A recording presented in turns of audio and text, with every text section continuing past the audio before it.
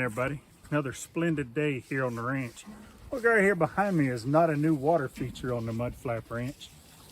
That is a troughed water, automatic water that is leaking, and those things have been the bane of my existence for the last couple of years.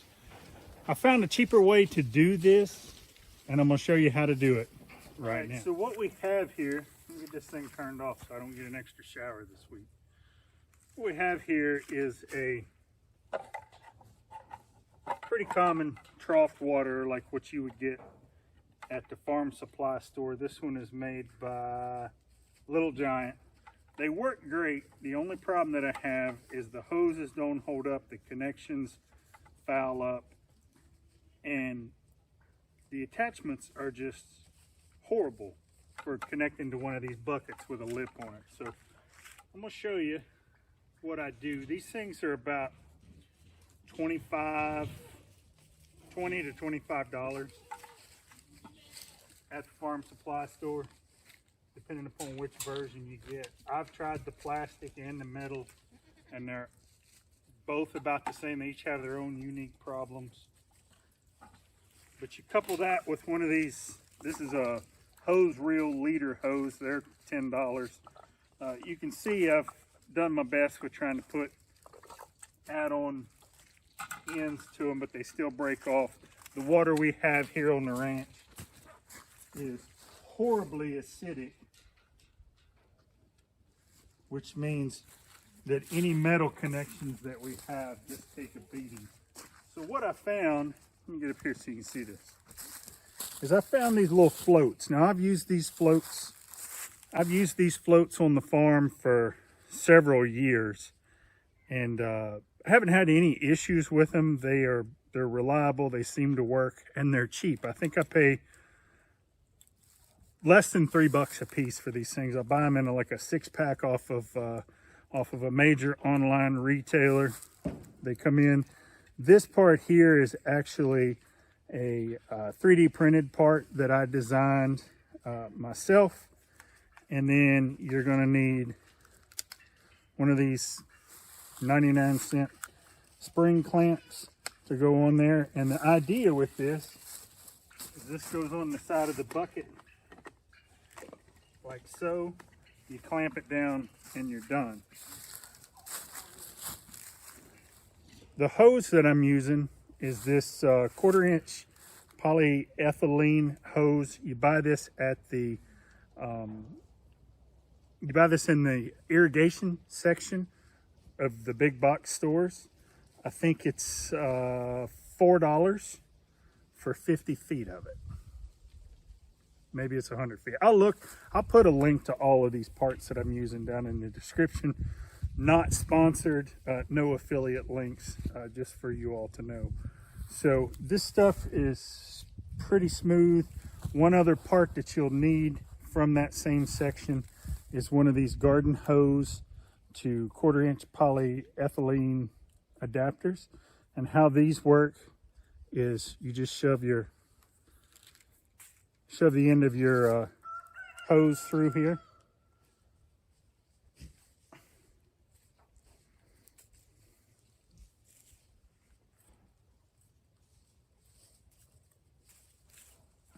And once you can see it come through here on the other side, you're good. I'm gonna go ahead and put my washer and filter, and I'm gonna go ahead and connect this up, and then we'll go from there.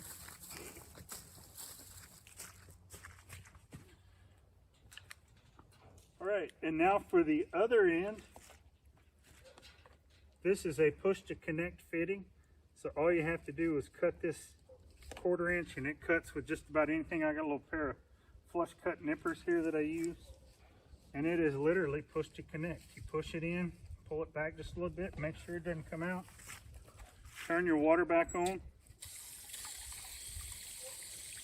and you're done. Now, one of the issues that you will have with these little waters versus one of the big ones, these take considerably longer to fill up a what is that, a 25-30 gallon tub than you will with your other ones. You're pushing that water through a 1/4-inch hose instead of a 5/8 hose. As you can see, the goats don't mind it at all. They're kind of used to their water making hissing noises at them when they drink. So worried that the pressure would be too high. I usually run about 60 psi on my well pressure, but they haven't had a problem. They shut off just fine. I don't know how high they will hold off, but I can attest that they will hold off 60 psi, which is what I run for my farm pressure here. All right, so we're back over here with the Billies. That's the 4 Billies that I'm taking care of in this pasture. This is their water, and I've had this setup, which is pretty much the same setup that I just showed you earlier, on this pen for about 6 months. It's been trouble-free. The worst thing I've had is the boys will get rambunctious over here and they'll knock the water off and it leaks out, but that's not a huge issue in the grand scheme of things. Again, clamped on there, clamp that on there like that. It's kind of hard to do one-handed. I do have a provision in this mount to put a bolt through there. I've just never done it. Turn it back on, and that's about how fast it fills up, and it will take maybe longer than an hour to fill that up, but they don't mind. They got other things to do in the meantime. So they do shut off, they don't leak, they're cheap to repair. Let me head over to the chickens and I'll show you what I do over there. All right, so I'm in one of my chicken pens, and this is a setup that I've been using these things the longest for. Again, this is the same thing, it's just through the lid. That little ball hangs on the bottom. I've got some chicken nipples underneath there. I'll caution you to don't Google chicken nipples at work. Bad idea, or at school or anywhere else they're monitoring your connection. But I buy those on Amazon. They just come up and they click on the little silver thing and the water comes out. This works great. One thing I'll tell you, you can see I don't have a handle on this bucket anymore, and that's because it took me a couple of years to figure out to not put the valve in the lid, put it in the bucket, and I'll show you that in one of my other chicken pens. All right, so here I am in one of my other chicken pens. This is a little bit same concept, different setup. Chicken nipples on the bottom. I think I only put maybe 3 on this bucket. Same thing, they hit the little silver thing, water drips out. I decided to put the valve in the side of the bucket, so I've only got probably 1.5 gallons of water in there. This thing doesn't stay full, it's not heavy, and it doesn't rip these handles off the side. That's been the biggest problem that I've had with this, is these handles don't hold up to having, say, 40 gallons of or 40 pounds of water hanging off of them. But haven't had any problems with the putting them in the side. There's no leaks. The water line is actually a little bit below the valve, so that never even sees water. The birds, one of the birds likes to get up here and roost. You can see this lid is one that I had a valve in the top at one point, just hot glued over that to keep the chicken mess from falling down in there. So I've been using these valves in 5-gallon buckets and chicken waters. Again, this whole setup, you can buy these pre-made at the farm store. They're 20 or 30 bucks for a 5-gallon bucket and 3 of those nipples, or 4 of the nipples. The bucket, of course, is $5. The lid's another $3. And the nipples, I think you can buy a pack of 100 of them for about $15. So there you go. That's 4 different ways that I use these little valves, 1/4-inch valves, float valves across the farm. All right, so there's 3 or 4 ways I use the cheap Chinese water float valves here on my farm. I've used them in the chicken waters with the setup that I've shown you. I've used that for several years. I used to use a 3/8-inch water line that was for refrigerator ice makers, and I'll tell you, that stuff does not hold up in sunlight. It gets very brittle after about a year, and it'll just snap in half.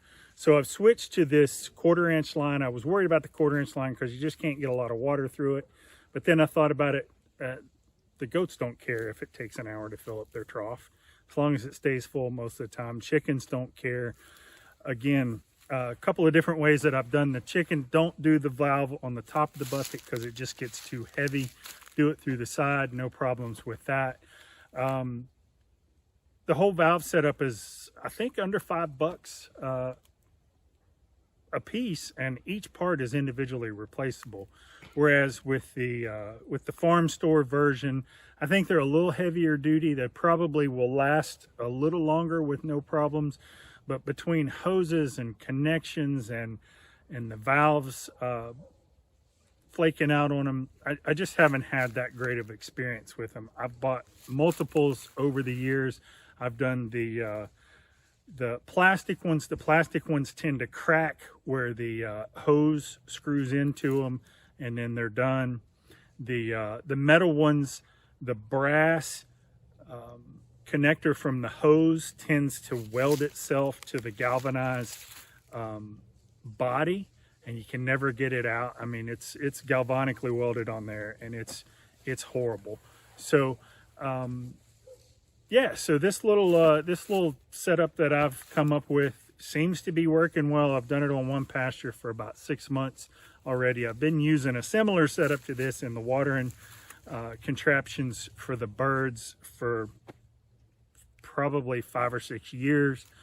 I know that they work. I've never had one of these float valves actually fail. So it's pretty good. Again, I'll put a link down in the description.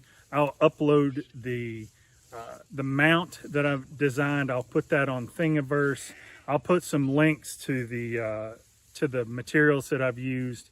None of those are affiliate links. None of this is sponsored. This is just me showing you, hey, this is what I built. So I appreciate everybody following. If you like this video, give me a thumbs up. Apparently it helps with the algorithm. This content is not wildly popular on YouTube, so I don't get a huge amount of followers, and I don't really care. So if you have any questions, or you would like for me to show you something a little more in depth, just drop me a comment. I try to be very responsive to the comments in the comment section, as long as they're appropriate and they're not just spam. So there you go. Have a good one.